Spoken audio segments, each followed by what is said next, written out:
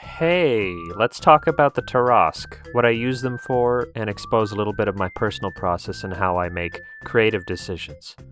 This is kind of an art design workshop video I just wanted to do. This is scripted, but I wouldn't consider anything in here as cool advice-tainment. I'm just yapping. Now, historically, I've been using this: the Tarrasque, the Hydrosque, and the Ignosque.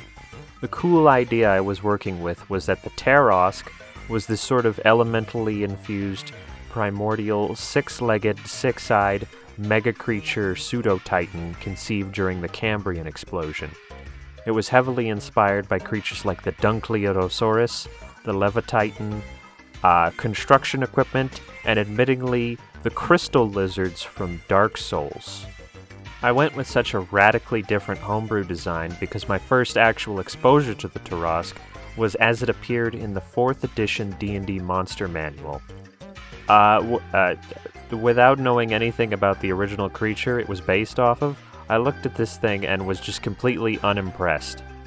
The Tarrasque in D&D is supposed to be this unstoppable, immortal, inevitable kind of fundamental megabeast, but then it just looks kind of schluppy. It doesn't look like a world-eating beast. It looks like the avatar spirit of vengeance of every smashed and slammed bulldog. It possesses an almost chud-like phenotype. Either way, I just don't like it.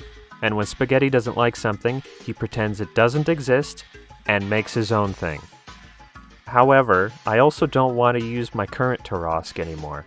I'm not going to say it's bad, I don't think it's bad, but I made it during an illiterate creative period. I made it when my biggest creative influences were World of Warcraft and Monster Hunter. It was all very much vibes, pop media, and Wikipedia articles.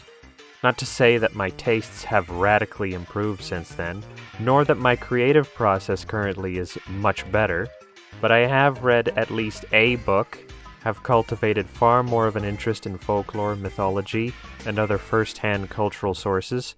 So what does the actual source material have to say about the Tarrasque?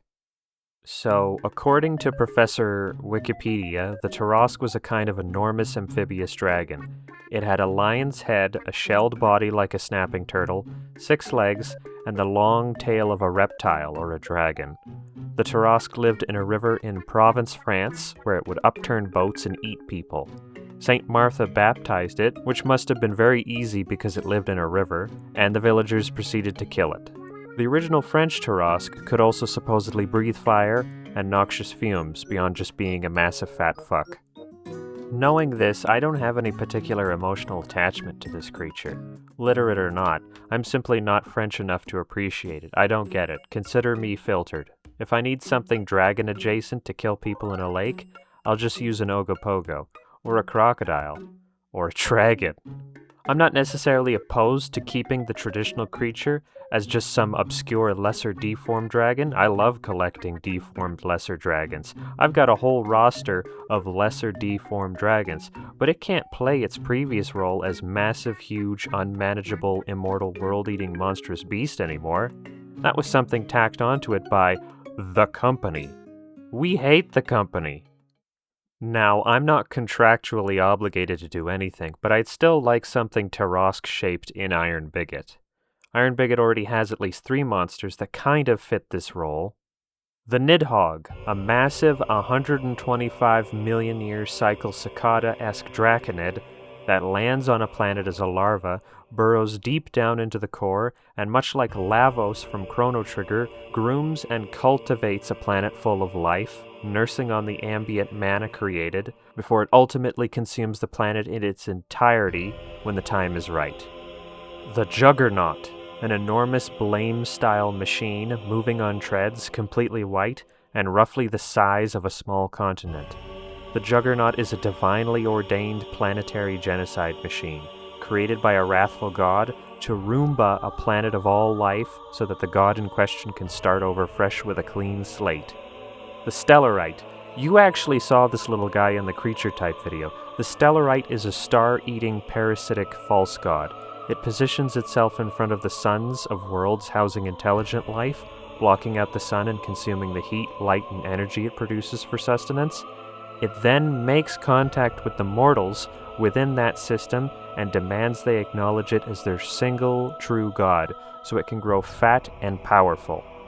Now the problem, though, is that none of these creatures really match the same mood, power level, and intention I had with the Tarrasque.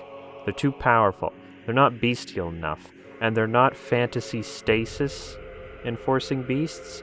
If any of these creatures got their way, the setting is just fucking over. Which is why my cool solution to this is to take the 3 marketable Bible creatures, the Behemoth, the Leviathan, and the Ziz, and combine them with the equally marketable rubber costume monster, Kaiju, into a single setting admin monster. Literally stock the settings planet with like 15, maybe 25 Kaiju at any given period. If they're terrestrial, they're Behemoths. If they're aquatic, they're Leviathans. If they're capable of flight, they're a Ziz. Okay, but why? Well, Iron Bigot is a Bronze Age setting. Specifically, it's a Bronze Age-inspired setting because the monsters have won. Dragons still soar the skies, nature flourishes in its primal state, the gods still walk the earth, and humanity perpetuates itself as tribal peoples not yet alienated from other non-human races. So from there, I can come to some natural conclusions as to why there's Behemoth Kaiju Leviathans around. Some of them are literal max-level animals. A rat, a boar, a whale has been grinding way too much, and lacking any kind of mortal wisdom, it's just been putting everything it has into racial levels. Let that run for 200 years, and now it's a kaiju. Other behemoths, I would say, are bulls of heaven. Beasts deliberately raised or bred by the gods to till divine biome-sized gardens, guard sacred locations, to act as hunting beasts that enforce their scriptures, or as just a kind of massive lap pet. They did it because they could. It's a status creature. Finally, some would be a kind of immune response, the planet's biosphere's antibodies. A primordial, elemental-infused beast conceived from the planet's dreaming collective consciousness, and then birthed out of areas of elemental suffusion to make environmental corrections. Some species invents Bitcoin, and the planet just immediately births 5 behemoths to put a stop to that. I think that's about it. I'm mostly just doing this because every time I do a video on a topic, I end up polishing an idea, getting drawing practice in. It's a means to an end. It's experience. I'll probably do more. I don't know what I'm doing, but I'll have some idea by the end of the process. Videos in the future. If you've stuck around till the end, thanks for that. Your reward is my verbal permission to ask meta questions and make demands. Tell me what to make. Alright, that's it. I'll see you later.